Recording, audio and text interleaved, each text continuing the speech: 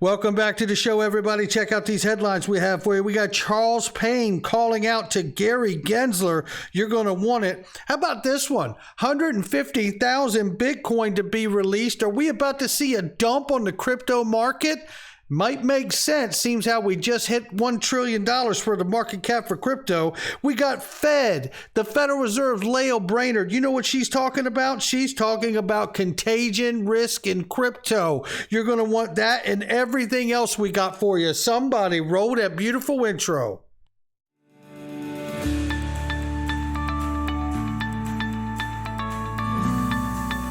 Digital Perspectives with Brad Kimes. Come on in.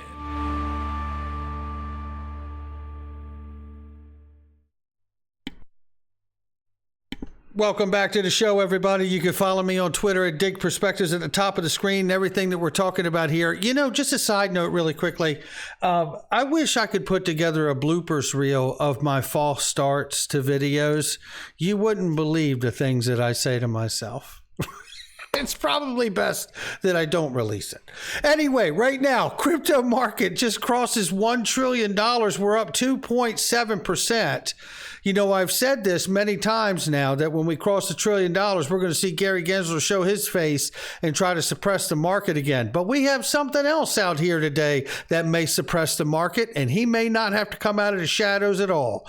Take a look at this. Bitcoin 21,900 right now, Ethereum 1,200 plus, XRP 34 cents at the number 7 spot. Range of price for XRP right now is between 34 and 36 cents. We're up 2.32% on the 24-hour. Right now, I want to show you this. Don't miss it, ladies and gentlemen. It ends today. Today is Friday, and the Crypto Summer Sweepstakes ends Friday. Enter to get a free Crypto Dad or Crypto Mom hat, and for a chance to win a Traeger grill. That's right. You could be smoking meat like Big Skinny and DAI. Yeah. And you know what? I need a Traeger grill. What the hell am I talking about? I'm going to enter this thing. And you know what else they got too? You could double your dollar on rewards here with iTrust as well. Supercharged Summers program has been extended. So make sure you check out the link underneath the video and get $200 for every funded account you refer right from your dashboard. How about that one? Get set. Let's go, ladies and gentlemen. And let's take a look at this right now. This is Charles Payne from Fox Business News, and he has some words in here that you need to hear for Gary Gensler. Take a listen. So a lot has been made about Ken Griffin moving his firm Citadel to Florida, in part because he wants to escape from crime in Chicago. And of course, that was not lost on a whole lot of folks that believe the titans of Wall Street get away with crimes every single day. Now, most see the game of fines, in fact, as some sort of a charade that allows individuals to not only be bad actors, but even on occasion be bailed out by Main Street. Now, I do want to say, I actually had to pay a fine one time in my career when I first started my company. I was told I violated rules that I didn't know existed, which I still did not violate. Nevertheless, I fought for 3 years, finally paid him $25,000 because it was holding me up from raising millions of dollars. Not sure what the fine was for, but I didn't sign off that I ever did anything wrong. Be that as it may, it is not even a speck in the grand scheme of things, folks. You used to see the fines that Wall Street has paid since 2000. Try Bank of America, $82 billion. JP Morgan, $36 billion. Citigroup, $25 billion. Wells, $21 billion. Deutsche Bank, $18 billion. Goldman Sachs, $16 billion. And it's still a farce because no individual pays for committing anything. I mean, you would pay more for a petty crime. That might be changing. Jury selection began today in the U.S. District Court around this precious metals trading scam that stretched from 2008 to 2016. Prosecutors say that J.P. Morgan traders spoofed the precious metals market, right? They would place these trades and quickly cancel them, but they drove up the price. J.P. Morgan, of course, is already settled. They've already paid their fine. So from what I understand, the RICO Act is being used, and I think it's great because that means maybe, just maybe, they're going to have some accountability, and maybe this could lead to changing the whole thing because the game is rigged, the rules are skewed, and maybe, just maybe, they'll make it fair. I hope Gary Gensler's watching. I hope Gary Gensler's not only watching, but actually plans on doing something about it. Thank you, Charles. That is incredible information. And I hope that these elite out here who always seem to get away with ripping off the little guy finally get held to a standard that we certainly would every single day. Appreciate your reporting. Right here, Mike Novogratz says there will be accusations and persecutions for fraud. Well, you know what? I say to that, and if there's anything left of our country today, Mike Novogratz will be held accountable right along with everybody else he's talking about. I tell you, people in glass houses shouldn't throw stones, Mike Novogratz, and I hope you get your day in the sun. Did you get informed through the Hinman email drafts? Were you involved in that? Did you have knowledge of those exchanges? Did you make decisions on investments based on that knowledge? I'll wait for your answer. Rand Nooner says 150,000 Mt. Gox Bitcoin being released into the market is a huge deal. I don't normally agree with Rand Nooner because he's not that bright, but he's right on the money here. These holders have held these since $500 Bitcoin, and many of them will see 20,000 and even only 50% sell. That is as many as Luna on the market. Is there a potential? There is potentially double that. Well, you know what? As I said, I don't normally agree with this guy, but I agree with the statement made here. And this is how you keep the market suppressed right here. This to me is not a coincidence. This is timely, ladies and gentlemen. And I think it all stems to market suppression because we don't yet have the regulation, but we're getting closer, and you're about to hear about how close we're getting. Right here, we have to follow the LBRY case. Shout out to Bills Belisarius and James K. Filan right here for the update. Remember, the LBRY case is scheduled to finish before the Ripple case, and if the judge from the Ripple case so chooses or finds it appropriate, could choose to be informed by the decision of the LBRY case. That's why we're following that, as well as to support Jeremy Kauffman and everybody in LBRY who really are being just as wronged as anyone else and have been for years now. It says here, LBRY update in the case. The court is allowing the parties to file 20-page briefs on the SEC's Daubert challenge to the LBRY expert. The summary judgment hearing on July 20th is in person only. No call-in number will be provided. So, Bill Belisarius thanks James, as I do as well. The SEC seeks to oppose Dr. Richard's supplemental report and exclude his main report, must be concerned about his expert opinions and conclusions.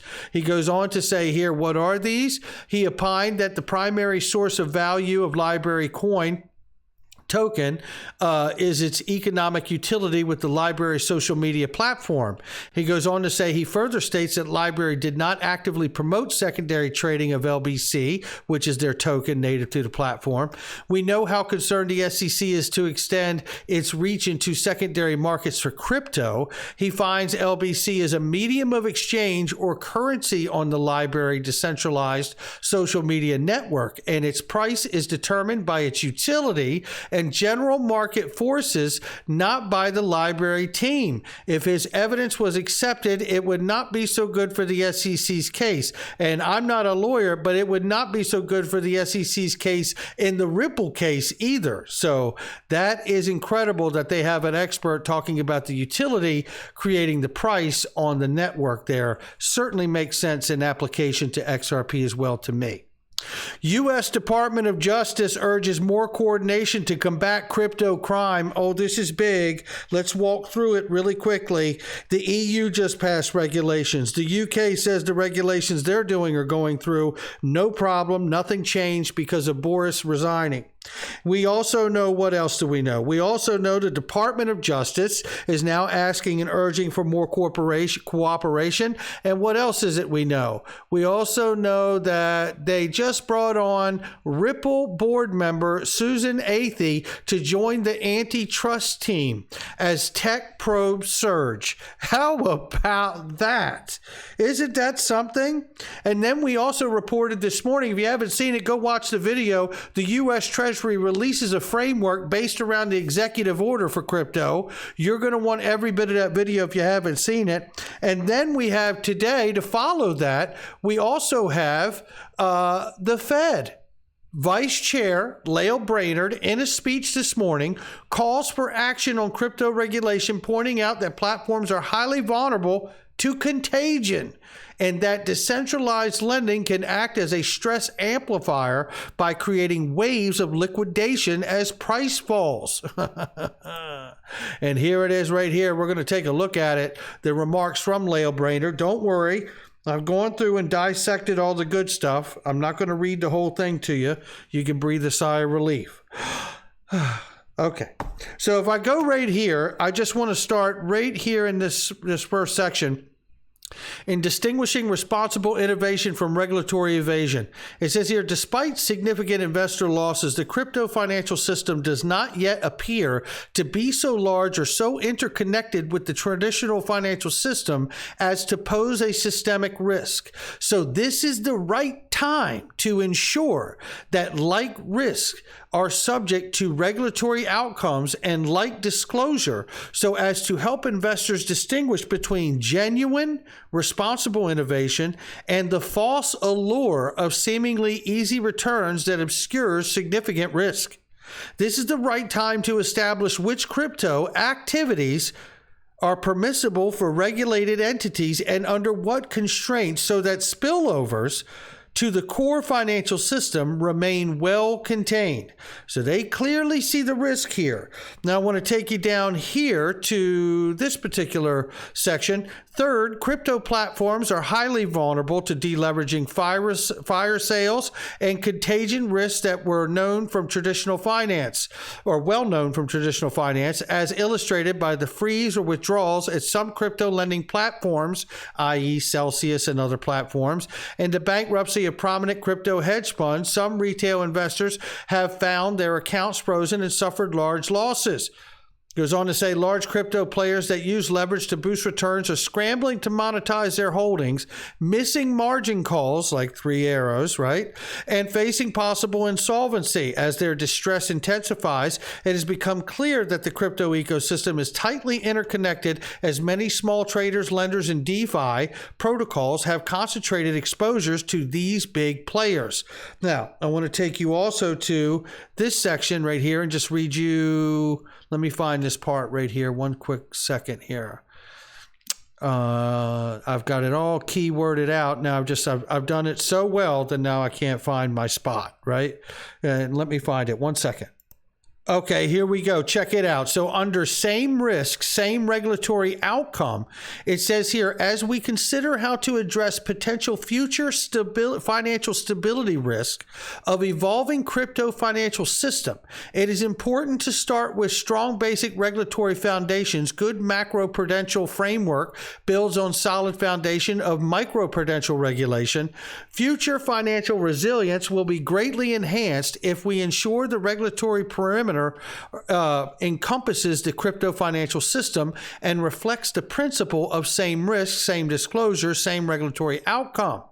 Then she goes on to say, by extending the perimeter and applying like regulatory outcomes and like transparency to like risk, which means rules that already exist being applied to this particular asset class, which a prudential regulator like the Treasury can do, it will enable regulators to more effectively address risk within crypto markets and potential risk posed by crypto markets to the broader financial system, which is lending itself to the understanding that there will be some applications of certain digital assets and protocols that will be integrated and interoperable with the broader financial system.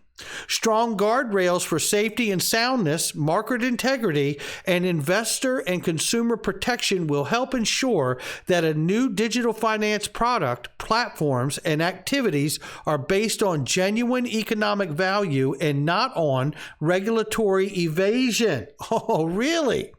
which ultimately leaves investors more exposed than they may appreciate. Very well said there by Lael Brainard.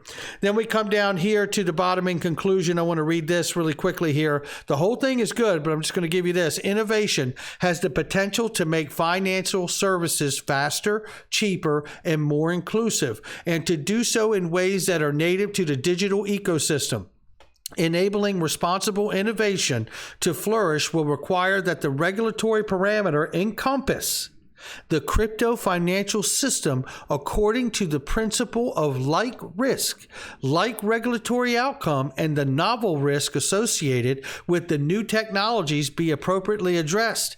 It is important that the foundations of sound regulation of crypto financial system be established now before the crypto ecosystem becomes so large, so interconnected that it may pose a risk to the financial stability or broader financial system. And I want to bring to you this. Where she says right here, like risk, and that the novel associated technology be appropriately addressed. It is important that the system be established now, before the ecosystem becomes so large and so interconnected that it may pose risks to the stability of the broader financial system. Remember when we covered heavily Elizabeth Warren grilling the undersecretary to the U.S. Treasury? It was Nellie Liang. Remember that? Remember her saying that she agreed that the FSOC is supposed to act before there is a risk? This is FSOC to designate financial market utilities or infrastructures as systemically important. If the council determines that a failure or disruption of functioning of the market utility could create increased risk or significant liquidity or credit problems spreading among financial institutions, is this not what Lael Brainard is saying? Of course it is. And thereby threaten the stability of the U.S. financial system. Designated FMUs will be subject to heightened prudential and supervisory provisions according to Title 8 in Dodd-Frank. And isn't it interesting that the chairman of board of governors of the Federal Reserve System, like Lael Brainard, serve on FSOC? That's why the language matches up, because she's telling you that FSOC is about to bring the heat. And isn't it funny that we remind ourselves that the former Ripple advisor, Michael S. Barr, has been green-lighted by the Senate Bank Committee to be the VP for the Federal Reserve and the supervisory chair there. And I tell you, he is going to help craft regulations because he helped architect the Dodd-Frank rule that created FSOC. That's how intertwined all of this is. Michael S. Barr is going to get a floor vote on the Senate, and he's going to pass because he's already got the green light from the Senate Banking Committee. Question now is what value protocols are going to make this new heightened supervisory compliance and oversight? I believe, obviously, XRP, the XRP Ledger, XLM, and that foundation and ledger, and a handful of others. What happens to everything else? I don't know, especially when you think of what the Pentagon just said about Ethereum and Bitcoin and actually being able to disrupt those networks with only 4 or 3 points of failure. Trail of Bit says it only takes 4 entities to disrupt Bitcoin and only 2 to disrupt Ethereum. This is from the Pentagon, ladies and gentlemen. And we already know this article came out where we're hearing about the former employees of Ethereum suing Consensus and Joseph Lubin over selling of intellectual property to JP Morgan, which really has become the single and basically owner of Ethereum itself. And noting that Ethereum is vulnerable to a single point of failure because of that positioning right there. Now, you tell me what Lael Brainard's actually talking about. Which ones are going to meet the FMU or SIFMU designations? I know I've got it in my mind which are going to do it, and I put my money behind it. I'm not telling you where to put yours. I don't give financial advice. I just share my digital perspectives. And while I'm doing that, this is not financial advice, but I'm getting the majority of my holdings off and already have onto my Ledger cold storage. That's where I feel best, and that's what I'm doing. Link underneath the description for that. And I trust the best crypto IRAs on the planet, bar none. I'll catch all of you on the next one.